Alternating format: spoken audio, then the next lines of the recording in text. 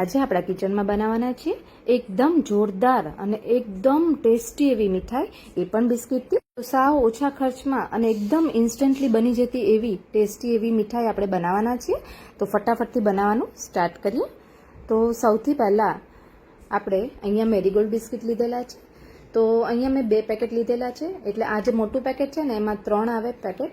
તો એના અંદર મેં 1 વાપરી લીધેલું છે, એટલે કે 2 પેકેટ, એટલે આપણે ટોટલ 20 રૂપિયાના બિસ્કિટ લીધેલા છે અત્યારે. આમાં તમે મેરીગોલ્ડ નહીં કોઈ પણ બિસ્કિટ લઈ શકો, તમને જે ફાવતા હોય.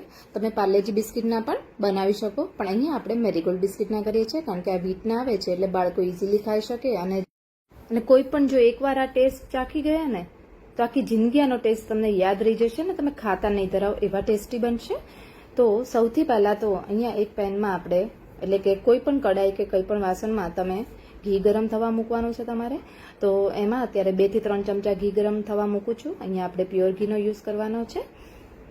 હવે ટોટલ અહીંયા આપણે અડધો કપ ઘીનો યુઝ થશે, પણ આપણે જોઈએ એ પ્રમાણે ઘી અંદર એડ કરતા જશું. તો ઘી સરસ થઈ જાય ગરમ એટલે આ રીતે બિસ્કિટ અંદર એડ કરી દેવાના. અને ગેસની ફ્લેમ આપણે મીડિયમ રાખવાની.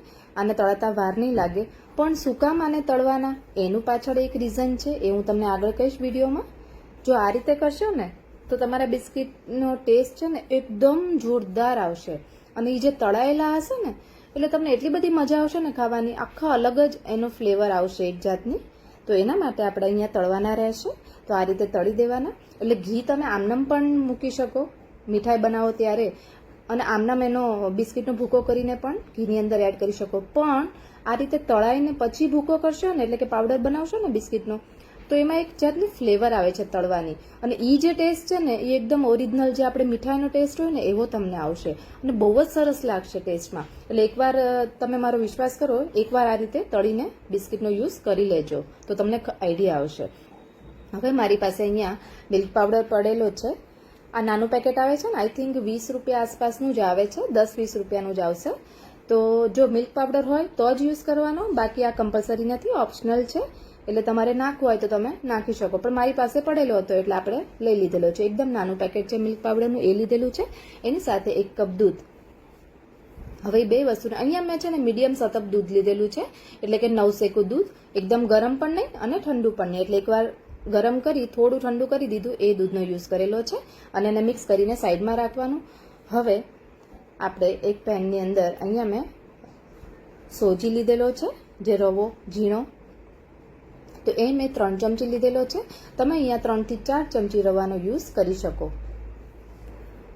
આ શું કામ આપણે યુઝ કરવાનો એ પણ હું તમને કહું.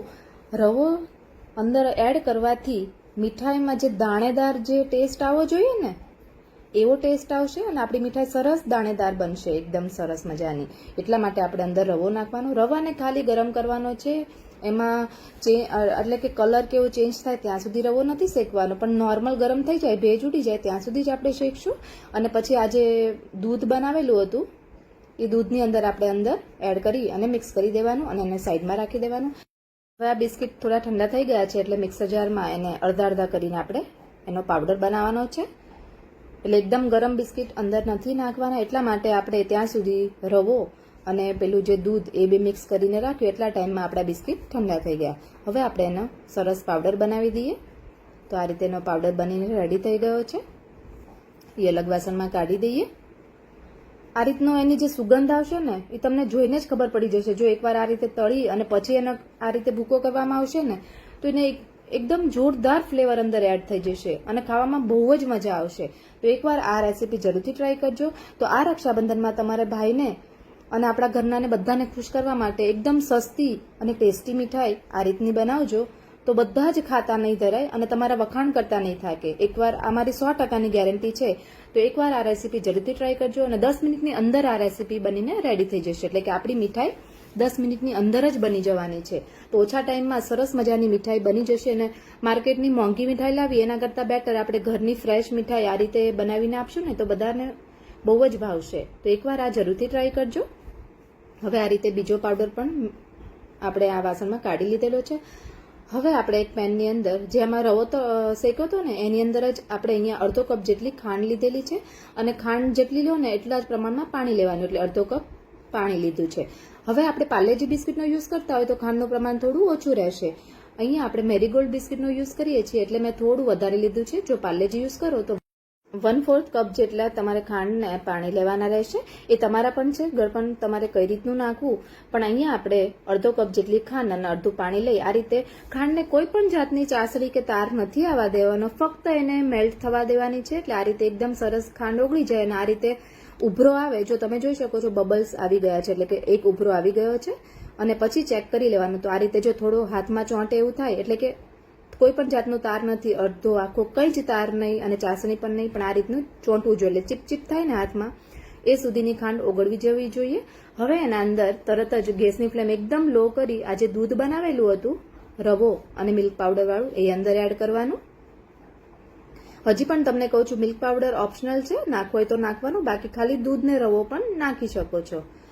તો આ રીતે જો મિલ્ક પાવડર નાખશો તો એનો ટેસ્ટ એકદમ અલગ આવશે. તો બજાર જેવી મીઠાઈ જેવો તમને ટેસ્ટ ફીલ થશે ખાવામાં, એટલા માટે આપણે એડ કરેલો છે.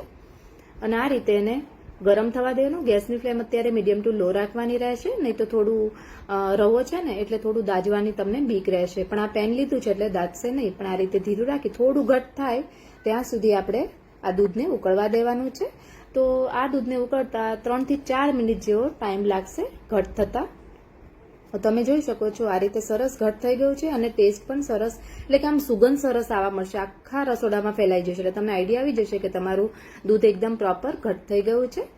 તો એ ટાઈમે 3 થી 4 મિનિટ થાય પછી આ જે પાવડર બનાવેલો છે બિસ્કિટનો એને અંદર એડ કરી દેવાનો રહેશે અને દૂધ સાથે પ્રોપર મિક્સ કરવાનો રહેશે. તો છે ને એકદમ ઇઝી, આમાં કશું જ છે નહીં, પણ એટલું બધું ખાવામાં ટેસ્ટી લાગશે ને. તમે એકવાર બનાવશો ને તો આને તમે ખાતા નહીં ધરાવો અને ખાતા જ રહી જશો, એટલો આનો ટેસ્ટ દાઢે વળગશે. તો આ રક્ષાબંધનમાં તમે પણ આ મીઠાઈ ટ્રાય કરજો અને મને કહેજો કમેન્ટ કરીને કે તમને મારી આ મીઠાઈની રેસીપી કેવી લાગી. તો ફક્ત એકદમ કહેવાય ને 20 રૂપિયાના બિસ્કિટમાંથી આટલી જોરદાર રેસીપી બનશે એ તમને આઈડિયા પણ નહીં હોય. પણ એકવાર આ રેસીપી ટ્રાય કરજો અને કમેન્ટ કરીને કહેજો આજનો વિડીયો તમને કેવો લાગ્યો. સાથે એ પણ કમેન્ટ કરીને કહેજો કે કોને કોને મીઠાઈ બહુ ભાવે છે. તો આ રીતે ઘરની મીઠાઈ જેને ભાવતી હોય ને એ મને જરૂરથી કહેજો, નામ સાથે જણાવજો, તો મને પણ ખબર પડે કે મારા કયા વ્યુઅરને મીઠાઈ બહુ ભાવે છે આ રીતે ઘરની. અને સાથે મારા વિડીયોને લાઇક પણ કરી દેજો અને મારી ચેનલને સબસ્ક્રાઇબ પણ કરી દેજો જો તમને યુઝફુલ રેસીપી લાગતી હોય તો. તો ચલો હવે આપણે આગળની પ્રોસેસ કરીએ. તો આ રીતે એકદમ પ્રોપર મિક્સ થઈ જાય ત્યાં સુધી એને મિક્સ થવા દેવાનું છે. તો તમે જોઈ શકો છો આને મિક્સ થતા 2 મિનિટ જેવો જ ટાઈમ લાગશે અને ઘી પણ સરસ છૂટું પડી ગયું છે. આપણે આમાં ઘીનો યુઝ નથી કર્યો, પણ બિસ્કિટ તળ્યા હતા ઘીમાં એ જ આમાંથી છૂટું પડશે ઘી. તો આ રીતે કોરું જ તમે એને મિક્સ કરી દીધેલું છે. તો હવે આ રીતનું કોઈ પણ મોલ્ડ અથવા થાળી કે કંઈ પણ વાસણ તમે લઈ શકો અને એની નીચે બટર પેપર મૂકવાનું, એટલે કે પ્રોપર નીચે આપણે જે ડિમોલ્ડ કરીએ ને ત્યારે પ્રોપર બહાર આવે મીઠાઈ એટલા માટે. પણ જો ના હોય બટર પેપર તો આ રીતે મારી જેમ કોથળી પણ તમે રાખી શકો. તો અહીંયા સારી કોથળી છે એનો મેં યુઝ કરેલો છે. એને અંદર નાખી ઉપર આ રીતની મીઠાઈ નાખી દેવાની અને ઉપરથી આ રીતે પ્રેસ કરી અને પાથરી દેવાનું છે. આ એકદમ ગરમ છે એટલે સરસ પથરાઈ જશે. જે રીતે આપણે સુખડી પાથરીએ છીએ ને એ રીતે તમારે પાથરવાની રહેશે આ મીઠાઈને.